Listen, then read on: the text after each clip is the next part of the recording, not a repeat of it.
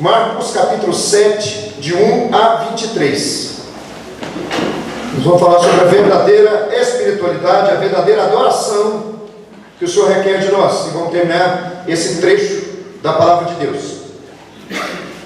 Semana passada eu disse que a religião, não a verdadeira religião, mas a falsa religião, tem se tornado um empecilho para o avanço da obra de Deus, do reino de Deus no coração das pessoas. Essa falsa religião é como algo produzido pelo homem, que o homem mesmo produz e quer oferecer a Deus no lugar da verdadeira espiritualidade que Deus requer do homem, e que o Senhor capacita o homem a prestar a Ele. A religião é de baixo para cima, a verdadeira espiritualidade é de cima para baixo. A graça de Deus nos chamando e nós entregando a nossa vida, movido pela graça de Deus, consagrando o nosso coração por causa do amor de Deus que tem alcançado a nossa vida todos os dias. Então essa falsa religião, ela tem sido um impedimento sim para o avanço do reino de Deus. Esse texto nós estamos tratando aqui, lendo, nós vamos ler agora, trata sobre isso. O empecilho que o judaísmo na época de Jesus tinha se tornado para a verdadeira adoração a Deus e que não podia mais continuar. O Senhor Jesus tinha que mudar aquilo, senão o Evangelho, as boas novas, não tinham alcançado as nações, porque os judeus estavam mais interessados em rituais do que na obediência ao Senhor. Não eram todos, mas era a maioria. O Senhor tinha os remanescentes fiéis. Esses remanescentes fiéis, dentro do judaísmo, formou a igreja cristã, recebeu o Espírito Santo no dia de Pentecostes, iniciou a pregação do Evangelho às nações, e hoje nós estamos aqui adorando o Senhor devido à obediência desses irmãos que amaram o Senhor até mesmo mais do que a própria vida. Muitos deles morreram, muitos deles tombaram, assassinados, perseguidos e martirizados, mas o Evangelho chegou até nós devido a esse remanescente fiel, devido a esse povo que quis adorar o Senhor acima da própria vida. Marcos capítulo 7, verso 1 diz o texto assim: Ora, reuniram-se a Jesus os fariseus e alguns escribas vindos de Jerusalém, e vendo que alguns dos discípulos dele comiam pão com as mãos impuras, isto é, por lavar. Nós mostramos aqui, sem praticar um ritual de purificação, de lavar das mãos, pois os fariseus e todos os judeus, observando a tradição dos anciãos, não comem sem lavar cuidadosamente ou religiosamente as mãos. Quando volto da praça, essa praça é a praça do mercado, onde tinha contato com muitas pessoas, não comem sem se aspergirem. E há muitas outras coisas que receberam para observar, como a lavagem de copos, jarros e vasos de metal e camas. Isso é por aspersão, tá, gente? Espirrar água, como se diz, de purificar, tá? Por isso que fala aqui até camas. Então a nossa ideia, a nossa mentalidade, tem que lavar uma cama, né? Aspergir água pura, para que fosse ali todo o pecado lavado dessa cama, ou de um colchão, ou de uma almofada, onde os judeus reclinavam. Interpelaram os fariseus e os escribas: por que não andam os teus discípulos de conformidade com essa tradição dos anciãos, mas comem com as mãos por lavar, com as mãos impuras? Respondeu-lhes: bem profetizou Isaías a respeito de vós, hipócritas. A palavra hipócritas aqui quer dizer atores. Hipócritas, como está escrito: este povo honra-me com os lábios, mas o seu coração está longe de mim. Aí o Senhor Jesus vai desmascarar a hipocrisia que estava por trás de toda aquela contenda.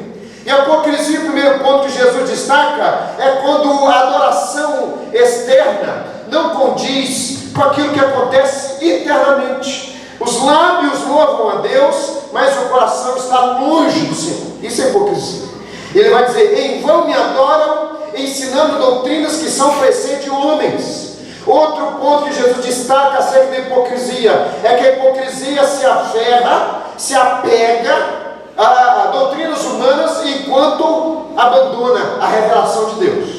Verso 8: negligenciando o mandamento de Deus, guardais a tradição dos homens. E o verso 7, a consequência do início da hipocrisia é que o culto é vão, o culto é sem sentido, o culto é sem valor, o culto hipócrita é inútil.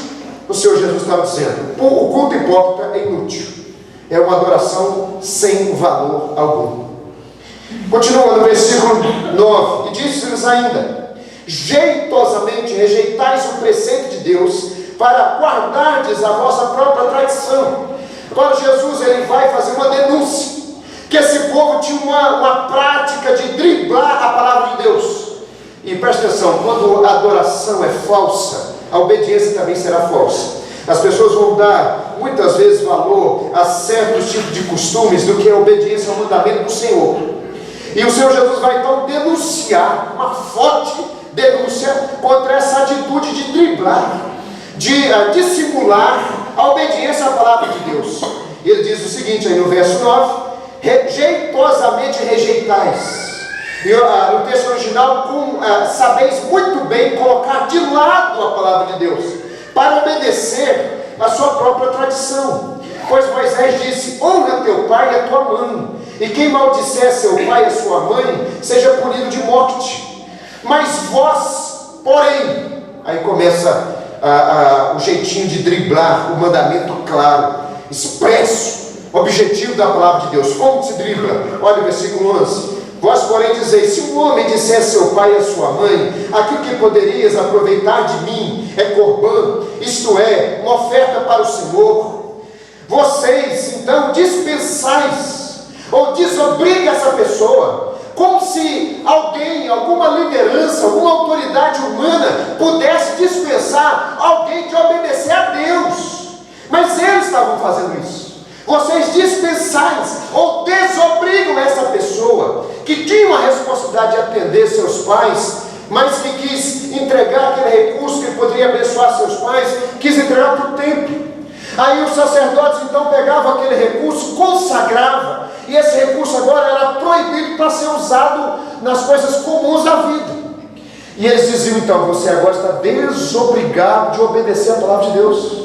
Olha como que chega a hipocrisia de gente religiosa sem o coração estar consagrado a Deus, negociar com Deus. Se alguém abençoar a igreja, alguém dar uma oferta gorda para a igreja, você pode fazer e pode seguir a sua vida do jeito que você quiser, que nós não vamos vigiar a sua vida nem implicar com você. Já aconteceu na história da igreja, já aconteceu na história da igreja presbiteriana do Brasil, e já aconteceu na história da igreja presbiteriana de Batim. Quando pessoas que são consideradas grandes contribuintes deixam de ser, por exemplo, disciplinados, deixam de ser tratados no pecado, só porque estão contribuindo alguma coisa para o templo. Isso é driblar o mandamento de Deus por causa das tradições dos homens e aquilo que convém à religião. Continua o verso 12. Olha que coisa forte. Então dispensai de fazer qualquer coisa em favor de seu pai ou de sua mãe, invalidando a palavra de Deus. A ideia aqui no texto original não é invalidar a palavra, mas invalidar a autoridade da palavra. Nenhuma pessoa, por mais que ele venha aqui driblar a obediência à palavra de Deus, consegue anular a palavra, mas ele pode desfazer da autoridade da palavra sobre a vida da pessoa. A palavra continua sendo a palavra de Deus, a palavra continua tendo autoridade, mas com essas práticas ele vai minando e derrubando a autoridade das Escrituras sobre ele, ou sobre uma família, ou sobre uma igreja, ou sobre uma situação que precisa de ser tratada segundo a palavra. Que vós mesmos transmitistes e fazeis muitas outras coisas semelhantes. Eu queria só tratar aqui com vocês algo que eu não tratei, mas eu acho que é importante aqui nesse ponto, antes de nós entrarmos no último ponto. Quando Jesus denuncia essa prática de driblar, de dissimular a obediência à palavra de Deus, ele está falando especificamente de uma prática que os judeus tinham, mas que isso para nós hoje toma várias e várias formas. Por exemplo, usos e costumes são formas que a religião inventa para driblar a palavra de Deus. Você é obrigado a usar uma saia comprida, ou você é obrigado a usar um terno e gravata, para que você possa demonstrar que é um homem consagrado ou que é uma mulher consagrada a Deus. E nem sempre uma saia comprida ou um terno e gravata é sinônimo de santidade. Se terno e gravata fosse sinônimo de santidade, Brasília seria um local de mais e mais espiritualidade, porque o povo lá só usa terno e gravata. Queridos irmãos, nós temos que tomar cuidado com as nossas vestimentas. Vestimento do crente tem que condizer com a sua fé, assim como toda a vida tem que ser condizente e coerente com aquilo que ele professa. Agora, muitas vezes, uma vestimenta comportada vai esconder um coração depravado, que não está coberto com o sangue de Jesus, que não está fortalecido com graça e poder de Deus, mas está só maquiado com a roupa, para poder mostrar para as pessoas que é alguém, então, que tem certo tipo de piedade, certo tipo de temor a Deus. Eu não estou dizendo que o crente tem que se vestir de forma escandalosa, pelo contrário, eu sou zeloso por isso. E como homem eu zelo por isso, e zelo também pela igreja, para viver de forma piedosa em toda a vida. Mas usar desse artifício, muitas vezes, é apenas para driblar uma obediência que parte do coração.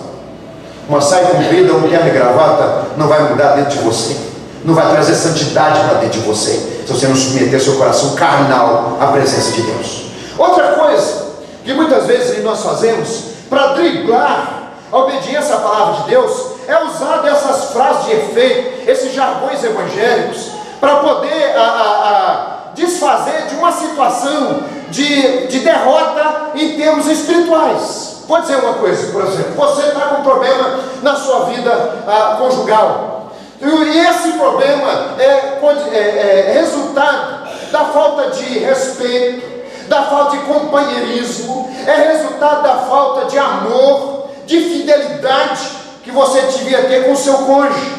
Aí você vê a situação toda, e você vê que seu casamento está em risco, e você usa aquelas frases dos evangélicos: está amarrado, eu te repreendo, Satanás. Satanás está furioso, está se levantando contra o meu casamento.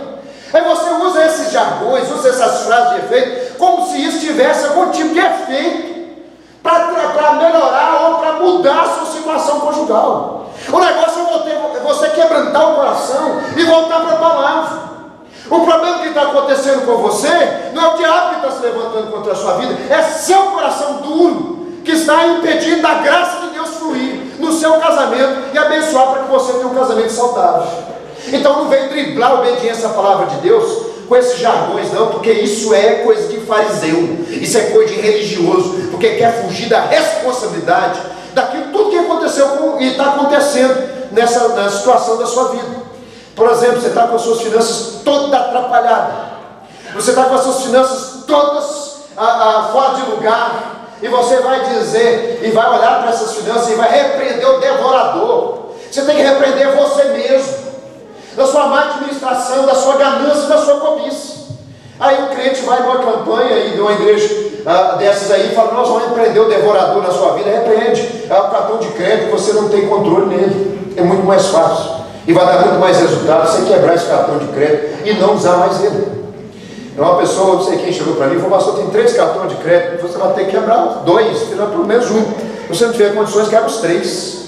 É melhor do que você repreender o devorador, sabe por quê? Porque isso é simplesmente driblar o negócio que você devia estar fazendo para a glória de Deus, mas que você deixou perder o controle devido à falta de sabedoria e de obediência ao Senhor.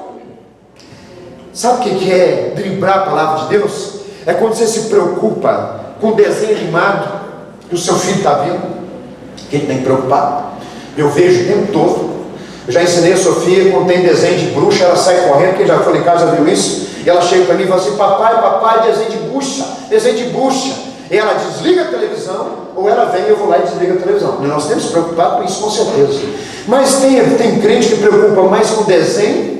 Se o desenho mostrou um negócio lá diferente, ele já está amarrando, já está repreendendo.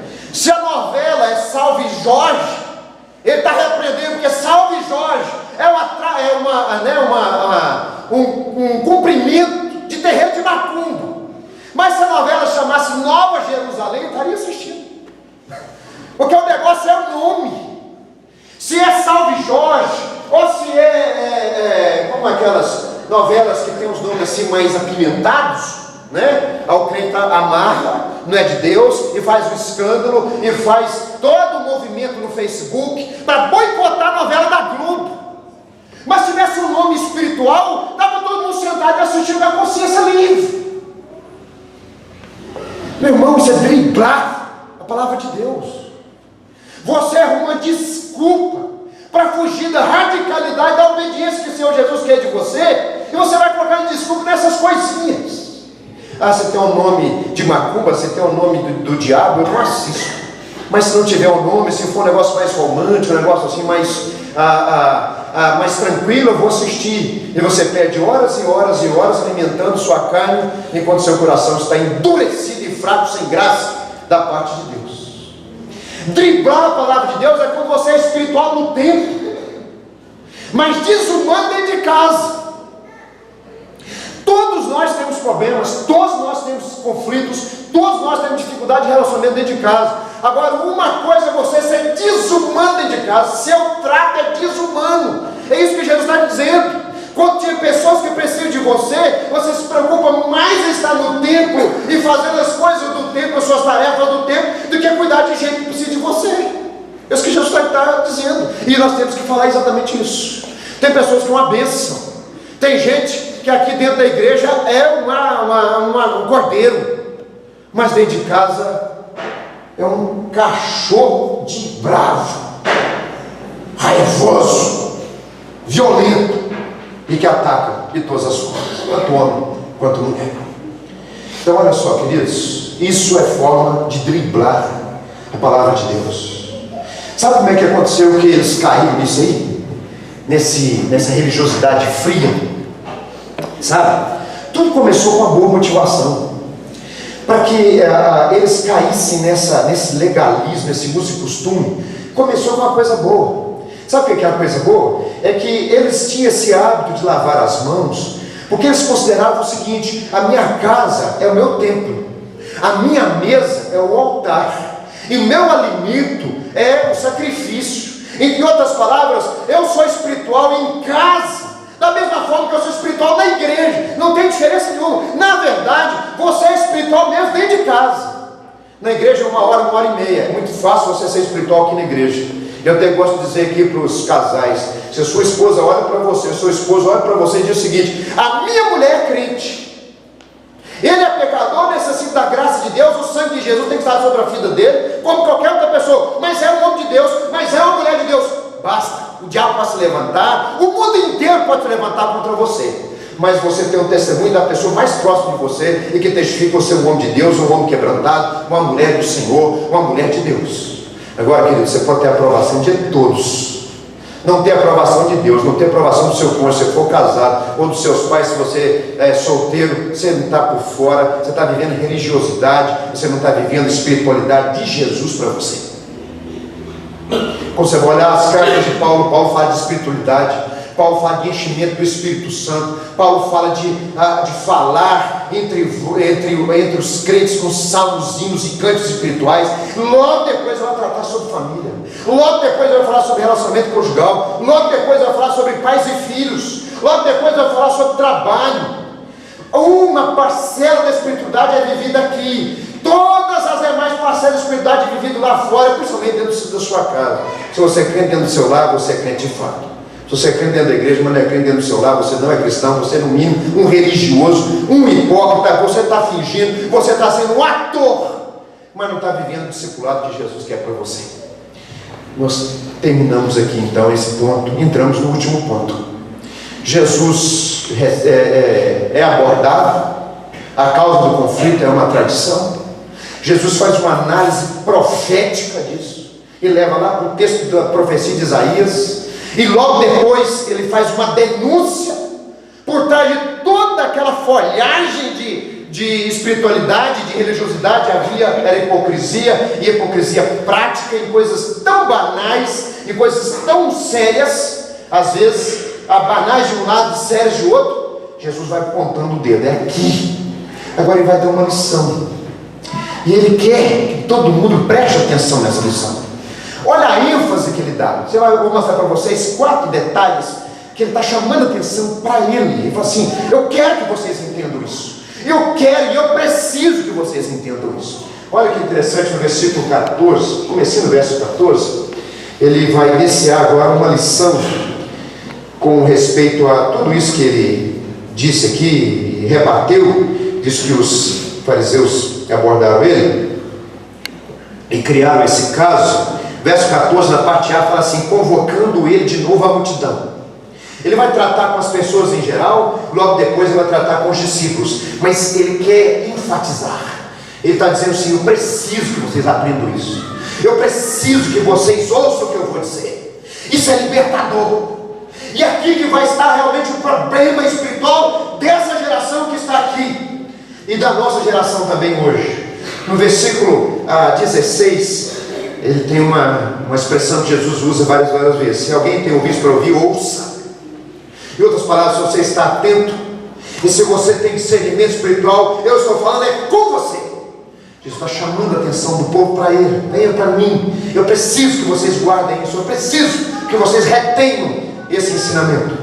No versículo 18, na parte A, diz o seguinte: então lhes disse, assim vós também não entendeis, não compreendeis. Ele está dizendo para os discípulos em particular agora.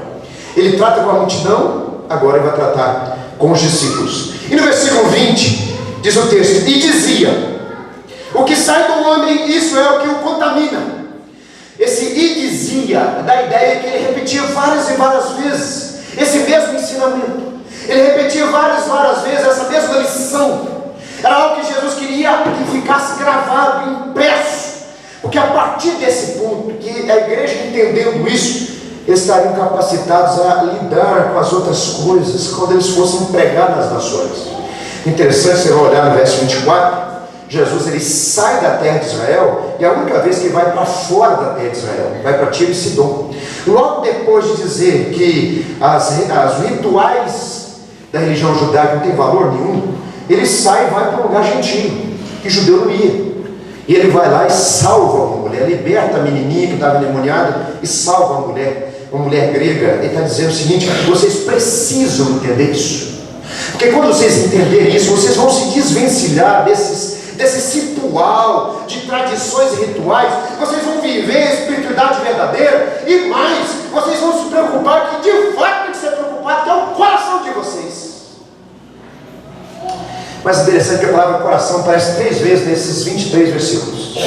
O ponto principal que é o coração, é o cuidado interno da sua alma, é o cuidado interno do seu interior. Os neos religiosos lá, judeus, diziam o seguinte: minha casa é o meu templo. Jesus está dizendo: o coração é o seu templo, porque dentro da sua casa é só um aspecto daquilo que você vive dentro de você, mas o fato verdadeiro, o templo, a habitação de Deus, onde o Senhor tem prazer de habitar, é aqui, o mais profundo da nossa alma. Aqui que está.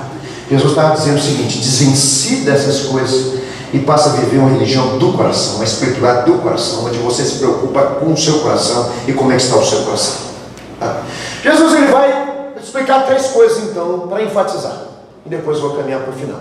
Primeiro, Jesus vai explicar o óbvio. O problema, gente, é o seguinte: quando a pessoa ela se apega tanto a tradições e usos e costumes e rituais e práticas, e pode e não pode, eles vão perder de vista o óbvio. Nós vamos embaçando a nossa visão para aquilo que está óbvio diante de nós, que essas coisas não têm valor nenhum, como diz o apóstolo Paulo, capítulo 2, verso 20, na carta aos Colossenses. Ele diz: olha que vocês morreram para as coisas desse mundo e ressuscitaram em Cristo Jesus, não vivam mais em obediência às coisas desse mundo. Não manuseie aquilo, não toque aquilo outro, não proves aquilo outro, porque essas coisas não têm valor nenhum contra a sensualidade. Paulo está destacando o óbvio. E você simplesmente deixar de fazer ou não fazer, ou fazer certas coisas, não vai alterar nada aqui dentro, porque uma coisa é comportamento, outra coisa é sua personalidade redimida, santificada pelo Senhor. Muitas vezes o comportamento não condiz com aquilo que é dentro.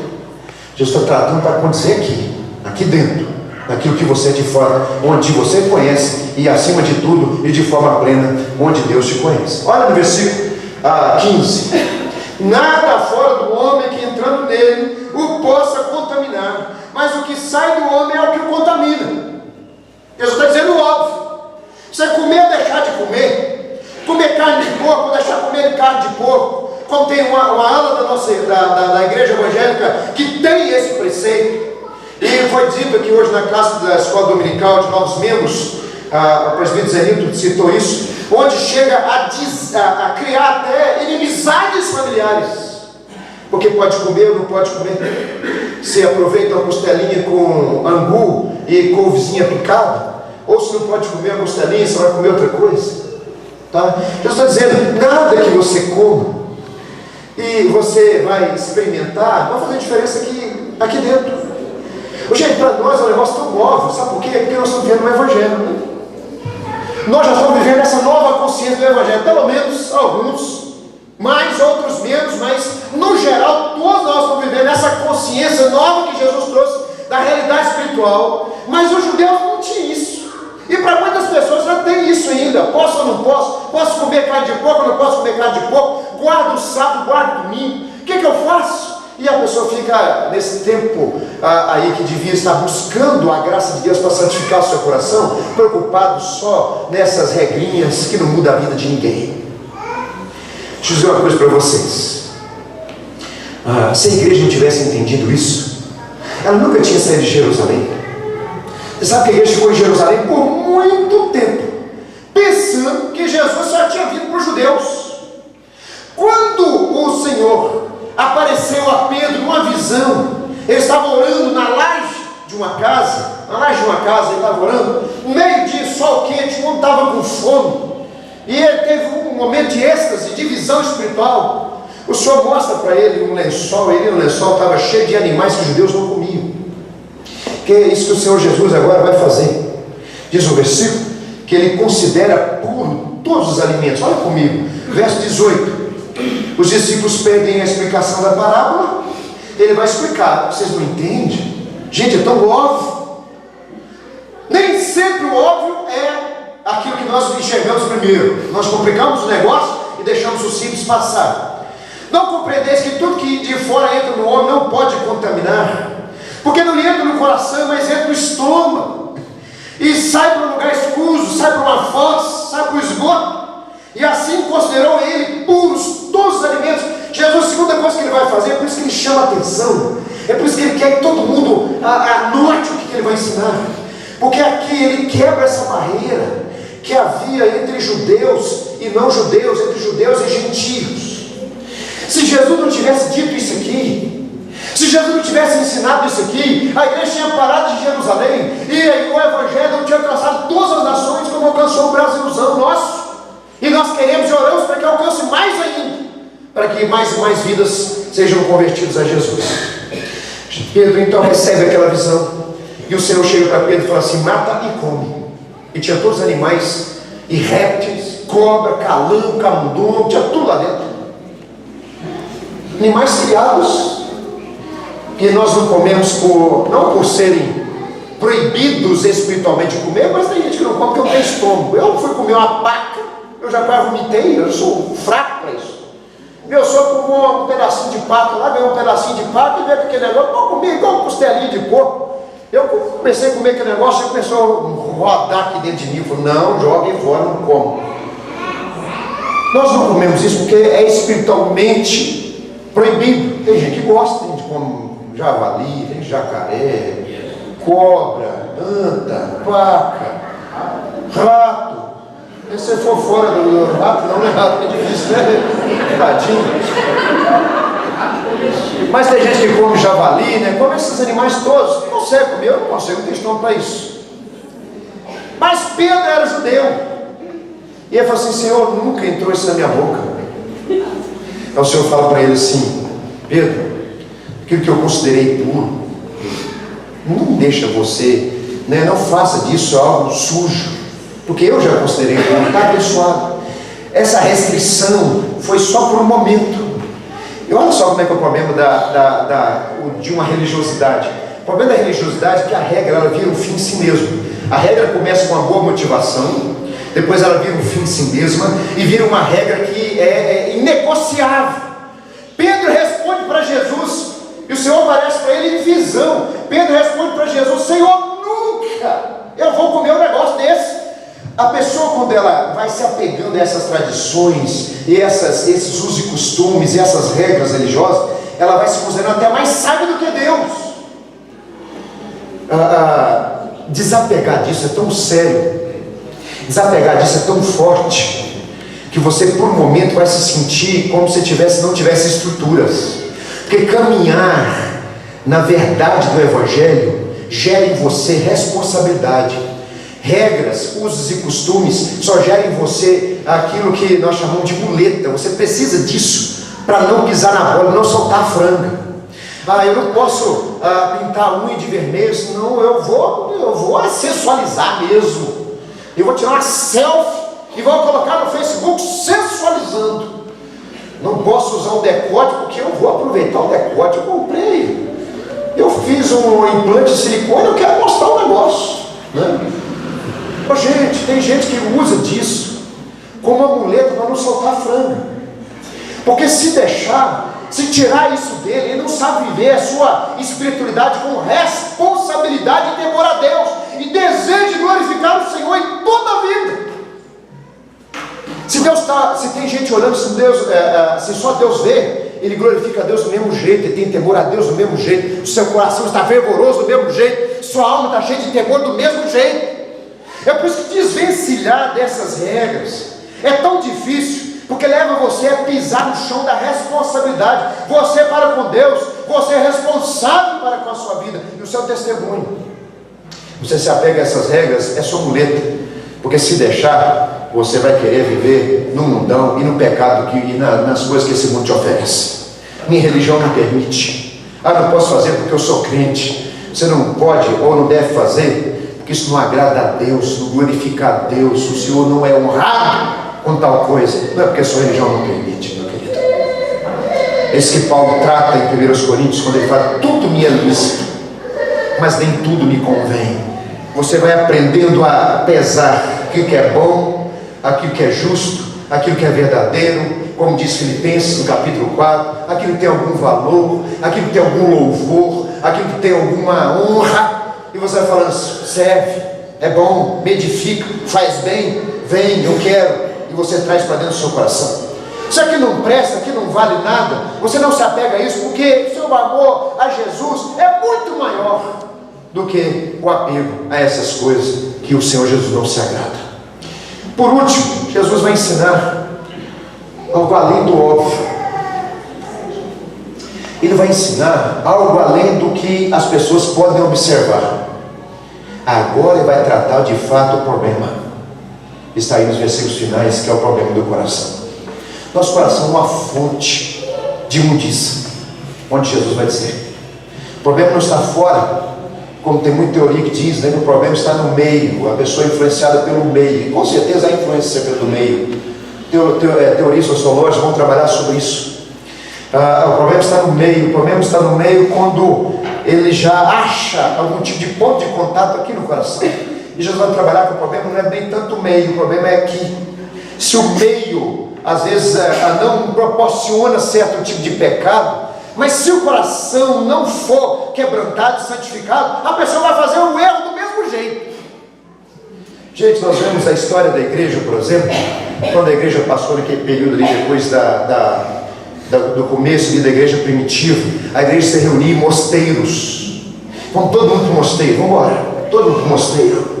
E vamos ficar lá no mosteiro, vamos cantar o dia todo, rezar o dia todo, orar o dia todo, a cantar salmos o dia todo, decorar versículos da Bíblia. Agora, a podridão desses mosteiros, quando vem à tona, o que acontece nesses lugares, tidos como um retiro ou um lugar de espiritualidade, assusta até gente que está vivendo aí no mundo descaradamente, não tem temor a Deus, quando vai ver o que certas pessoas fazem, sendo religiosas, sendo evangélicas, assusta até o ímpio. E o meio, muitas vezes, quando a pessoa está no lugar e o meio não proporciona, ele tem que arrumar um jeito, porque o coração não está quebrantado, dobrado diante de Deus. Por isso que até mesmo entre pessoas religiosas acontecem coisas tão ruins. É por isso que até mesmo dentro da igreja acontece fofoca, inimizades, facções, acusações, mentiras, ódio, tudo isso dentro da igreja. Aí a pessoa diz: é o meio, não é o coração duro. pecador, não santificado. Eu sou dado um meio que proporciona a santidade, mas ele não abre o coração para que o Senhor transforme essa vida. Aí ele continua caluniador, continua depravado, continua mentiroso, continua caloteiro dentro da igreja, porque a hipocrisia tomou conta. Nós falamos semana passada porque a questão que o Senhor nos chama para apresentar a nossa vida perante Ele. Verdadeira espiritualidade é a apresentação de uma vida que parte do coração, para que todas as áreas da vida agora sejam santificadas a partir daqui de dentro. Olha o que o Senhor Jesus vai dizer nos versículos finais desse texto. E dizia, repetia várias e várias vezes: o que sai do homem, isso é o que contamina. Verso 20. O que torna uma pessoa inadequada para adorar a Deus não são coisas externas, não é um paletó, foto de paletó. Até o pessoal brincou comigo hoje que eu vim sem gravata. Pastor, pregação sem gravata não é pregação ungida. Tem que ser gravata intencionalmente. Então o que sai do homem é o que contamina. Por quê? Porque é de dentro do coração, lá na fossa espiritual que está dentro de você, que procedem os maus desígnios. Aqui Jesus agora vai descrever, presta atenção aqui que eu vou dizer para vocês. Ou ele descreve 13 pecados, ou ele descreve uma situação que produz esses pecados, e vai listar 12 pecados que brotam desse coração sujo e desses maus desígnios. A expressão aí, olha, porque de dentro do coração dos homens é que procedem os maus desígnios. A palavra mal desígnios aqui são conversações internas maldosas. Mal desígnios é tudo aquilo que faz a pessoa negociar, racionalizar com o pecado. Você já viu que a maioria das vezes um pecado começa com a negociação interna. Não tem problema fazer tal coisa? Não tem problema, não tem nada a ver tal prática. Não tem nada a ver tal atitude, tal comportamento. Mal desígnios é esse pensamento, esse diálogo carnal, esse diálogo muitas vezes até diabólico aqui dentro da mente e do coração, e que vai corroendo os alicerces da verdade dentro de você. Você vai negociando com a verdade aqui dentro. Olha, o Senhor pede santidade, o Senhor pede pureza, o Senhor pede fidelidade, mas eu estou carente. Se eu estou carente, eu preciso resolver minha carência, e para resolver minha carência eu tenho que fazer tal coisa. Eu estou necessitado, e como eu estou necessitado, eu preciso obter certa vantagem financeira, e é outra coisa. E você vai racionalizando com a verdade, em vez de você deixar a verdade fazer em você um raio-x e mostrar: cuidado com o seu coração. Como o Senhor disse para Caim: olha que o pecado já é a porta. Cumpre a ti. O que Deus fala para Caim? Cumpre a ti dominá-lo, subjugá-lo, submetê-lo à verdade, clamar o sangue do Cordeiro, clamar o poder do Espírito Santo, que vem santificar a sua vida e vem transformar o seu coração. Aí você começa a racionalizar, a inventar desculpas para as suas práticas, para os seus atos, para os seus erros, e você vai negociando a verdade dentro de você.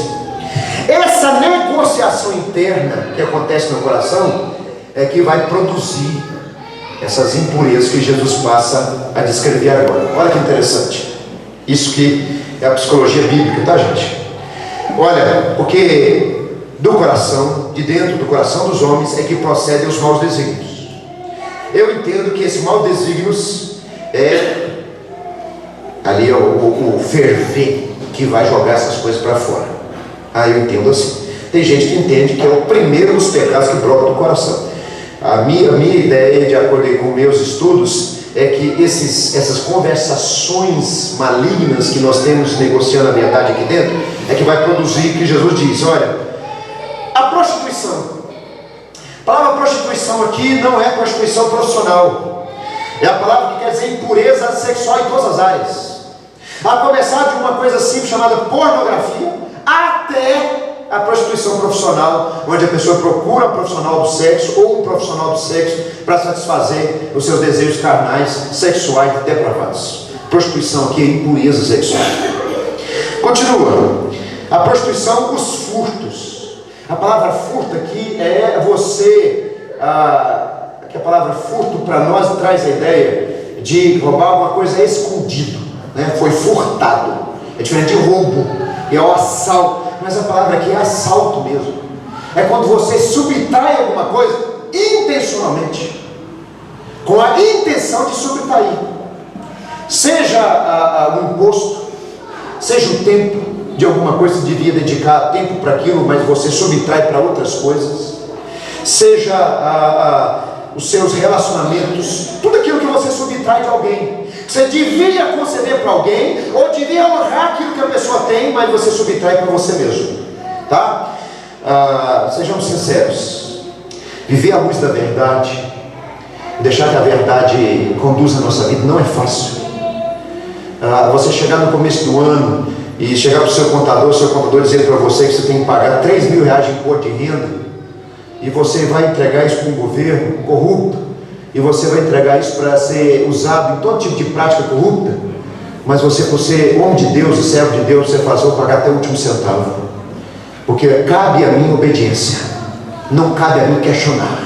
Olha para aqui, povo de Deus, cabe a você obediência, não cabe a você racionalizar o que Deus mandou você fazer. Aqui imposto, honrai o rei. Se a ele deve ser pagado imposto, pague imposto. Obedeça ao Senhor, não furte, não roube, porque isso é pecado, isso vem do seu coração.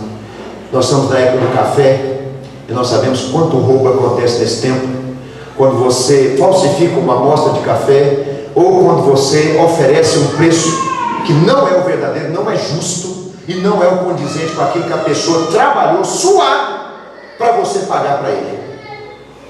Então vamos tomar cuidado. Furto é algo que está dentro do nosso coração, e nosso coração ama furtar alguma coisa, seja furtar o tempo, seja furtar a honra de alguém, seja furtar o dinheiro de uma pessoa. Furto é carnalidade, e muitas vezes está escondido debaixo de uma máscara de hipocrisia. O que mais acontece muitas vezes entre pessoas religiosas são pessoas que furtam, não roubam banco, mas roubam as pequenas coisas, e depois nós não temos autoridade para pôr a mão, pôr o dedo no governo e dizer, vocês se arrependam e abandonam seus pecados, porque nós começamos a subtrair daqui. A corrupção começa aqui. E mais, queridos, quando nós roubamos de Deus, você acredita que tem pessoas que negociam tempo com Deus? Você já negociou tempo com Deus?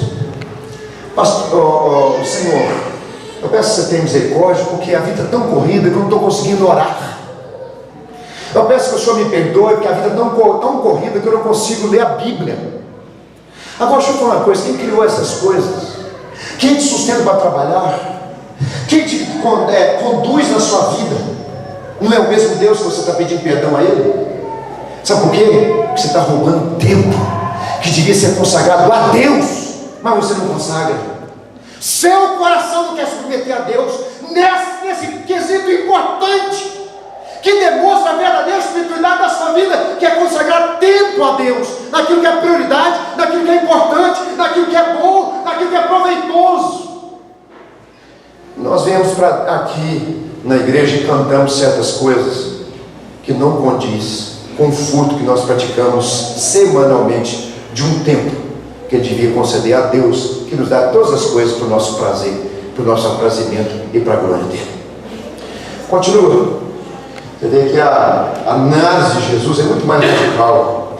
Deus está importando se você participa de uma sociedade, se você participa de uma liturgia de igreja, se você é oficial, se você não é, se você é membro, se você não é. O Senhor está importando para você aqui como é que está seu coração, querido.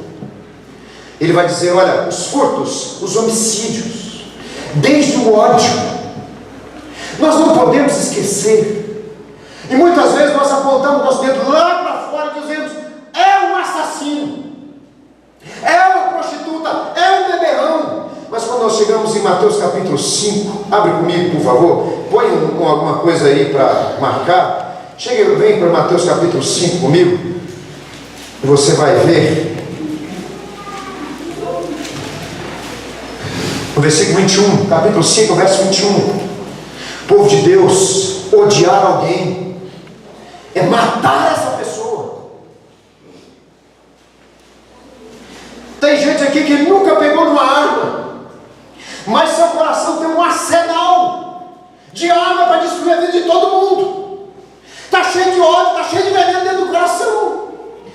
Mateus 5, verso 21, ouviste que foi dito aos antigos: não matarás, e quem matar estará sujeito a julgamento. Eu, porém, vos digo: todo aquele que sem motivo se irá contra seu irmão estará sujeito a julgamento, e quem proferir um insulto a seu irmão estará sujeito ao tribunal, e quem chamar tolo estará sujeito ao inferno de fogo. E o mais interessante é que a palavra tolo aqui é a palavra que nós usamos hoje, o idiota. Fulano de tal um idiota, fulano de tal uma pateta, não tem uma expressão? Um pateta. Isso já é critério de ódio, isso já é critério de homicídio, porque você não praticou de fato, mas você odiou a tal ponto essa pessoa que você queria que ela não existisse mais. Seu coração virou um cemitério de pessoas que você odeia, e você está aqui adorando a Deus, e você está aqui religiosamente frequentando a igreja. Seu coração tem ódio, seu coração tem raiva. E não é fácil lidar com o nosso coração, não. Nosso coração é um fosso de sujeira, nosso coração é um fosso de malícia, nosso coração é um poço de imundícia. Coisa mais difícil é você perdoar alguém, coisa mais difícil é você tirar o ódio de alguém dentro de você. Mas trate dentro de você esse ódio, porque esse ódio vai te levar para o inferno. Esse ódio vai levar para você eternamente distante de Deus. Você já está distante de Deus, mas vai te levar eternamente para distante dele. Não pense que você está aqui participando de um culto presbiteriano somente se você está na presença do Eterno, porque você não está. Se o seu coração está cheio de homicídio, se o seu coração está cheio de ódio, se o seu coração está cheio de maldade contra os outros, você não está. É só uma folhagem, é só hipocrisia, é adorar de lábios, mas o coração está longe do Senhor. Nossa geração precisa entender o que é o Evangelho de Jesus. Nossa geração precisa entender o que é ser discípulo de Jesus. Não é fácil perdoar alguém que te machucou, não é fácil perdoar alguém que te feriu, mas é necessário, e Deus te capacita a perdoar. Deus te capacita a perdoar. Eu cheguei a pensar, depois de certas coisas que eu passei, eu nunca precisaria de perdoar alguém. Enganado eu estou.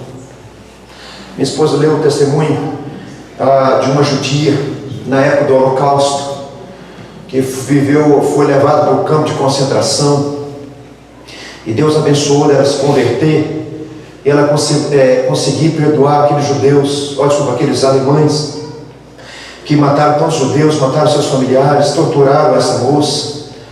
Graças ao Senhor, por livramento de Deus, ela não foi morta numa câmara de gás ou assassinada pelos alemães. E ela depois, então já velha, idosa, achava que nunca precisaria de perdoar uma pessoa. E quando ela escreve o seu livro, o nome dela é difícil de pronunciar, Corrêa Tibum, nossa, assim, Corrêa Tebum, nome difícil você pronunciar o nome dela, mas é um testemunho muito forte.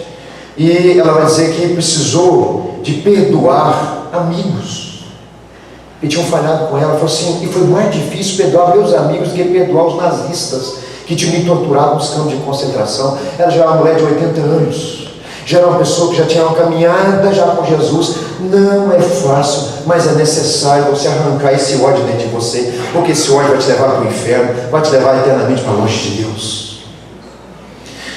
Nosso coração é uma fossa de sujeira. Volta com o texto Marcos para mim, por favor. Os furtos, os homicídios, os adultérios, a começar da cobiça de um olhar impuro, da grama mais verde do vizinho, até a consumação de um ato sexual, tudo começa no coração e tudo começa no fantasiar da sua mente. Tal pessoa vai me proporcionar um prazer que o meu cônjuge não está me proporcionando, e você começa a racionalizar isso dentro de você. Isso brotou do seu coração. Não coloca a culpa nas circunstâncias, não, porque as circunstâncias muitas vezes provam o verdadeiro crente. O verdadeiro crente não está isento às circunstâncias de tentação. Mas lembra de José, lembra de Misael, Ananias e Azarias, ameaçados com fornalha de fogo, e eles foram jogados na fornalha de fogo. Circunstâncias provam um verdadeiro crente. José saiu pelado, mas honrado dentro dele, porque não cedeu à tentação da mulher de Potifar, que a Bíblia não diz o nome dela, mas que eu gosto de chamar ela de Potifera. A mulher era do cão. Ela entrava no diabo e deixava o diabo endemoniado. E tanta sensualidade havia dentro daquela mulher. Tudo começa em você negociando a verdade de Deus dentro de você. A avareza, que é o desejo de ter sem limites, a ganância, e você disfarça isso como desejo de sucesso. Todo mundo tem sucesso na vida, né? Todo mundo tem direito a ter sucesso na vida. E você começa a negociar tempo com Deus, você começa a negociar suas prioridades com Deus, por causa da desculpa do seu sonho e do seu sucesso que você acha que deve ter. E você negocia Deus em troca do seu sucesso.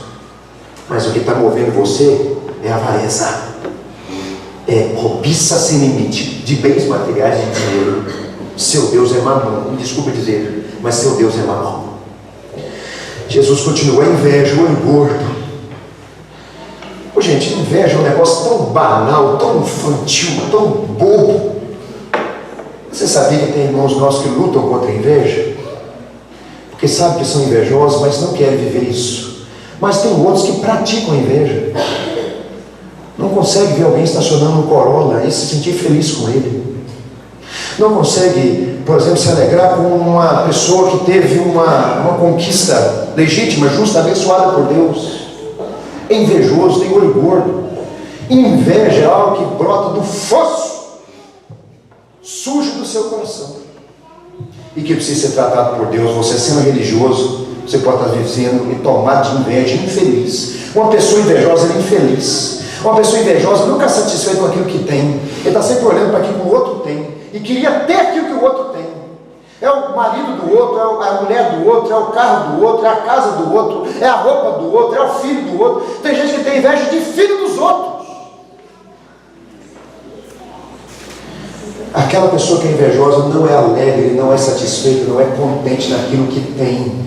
Vai viver uma vida infeliz. Jesus continua dizendo, e nós vamos terminar: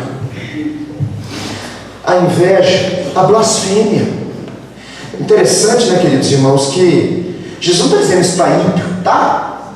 Olha para mim, gente. Jesus está dizendo isso para ímpio. Jesus está dizendo isso para ímpio. Jesus está dizendo para gente crente, religioso. Ele chama os discípulos para ele e fala assim: cuidado, porque você pode deixar seu coração sem freios a tal ponto de você blasfemar de Deus, a começar de uma murmuraçãozinha, a questionar o propósito de Deus para você. Tudo brota do seu coração. E vamos dizer que entre nós, rasgando nosso coração, porque nós somos tudo igual. Se nós bobearmos, nós vamos blasfemar contra Deus mesmo. Se nós não pusermos um freio no nosso coração, se nós não clamarmos o poder do Espírito Santo sobre nós e dizer: Senhor, dobra essa natureza, quebra essa cerviz e dobra até o pó, nós vamos chegar ao ponto de blasfemar contra Deus, a começar de uma pequena murmuração, que a sua lavoura não deu tal rendimento, ou que você não conseguiu tal preço no seu café que você está vendendo, ou numa coisa que você queria para sua casa que você não conquistou, até você chegar para Deus e dizer o seguinte: Deus não sabe fazer nada, Deus errou na minha vida. Blasfêmia vem do coração, e o religioso está muito mais propenso a blasfemar contra Deus do que um descrente. O Senhor tem misericórdia de nós. A soberba e, por fim, a loucura. Soberba, você vê que vem um passo, né? Nós temos irmãos que já foram restaurados de prostituição, irmãos que já foram restaurados de adultério. Pulei aqui, né? Malícias, dolo, lascívia, inveja. São essas coisas que ninguém vê, que nós vamos sair muitas vezes nutrindo-se dentro de nós. Mas vai terminar lá com a loucura. E a loucura não é você ficar lelé da cuca. A loucura que vem depois da blasfêmia. Sempre começa com a blasfêmia e gera loucura. A loucura do ponto de vista bíblico é você viver a vida sem Deus. É você ser um ateu, no sentido de não querer Deus na sua vida para nada. Tudo isso brota do coração. Das coisas mais simples como o olho gordo, até a loucura de pretender viver sem Deus na sua vida. Vou fazer 2 considerações, eu termino. Primeiro, olha aqui para mim, povo de Deus. Aprofundar em cada tópico desse, nós vamos delongar demais. Mas todos nós aqui estamos cientes do que o Senhor tem falado. Primeira coisa, religião por si só, práticas religiosas por si só, não tem efeito contra o seu coração, esse fosso que borbulha dentro de você. Não tem. Só a graça do Senhor, só o poder de Deus, só o sangue de Jesus, que é poderoso para desfazer e diluindo essa imundície, essa sujeira dentro de você e santificando a sua vida. Então é hora de clamar, colocar a boca no pó e falar: Senhor, vem aqui, vem tratar, mexe comigo, joga para fora. Em segundo lugar, como diz a popular autoajuda, nunca confie no seu coração. Seu coração é enganoso, seu coração é desesperadamente corrupto. Se você for guiado pelo seu coração, você vai chegar ao ponto que Jesus disse, de uma blasfêmia.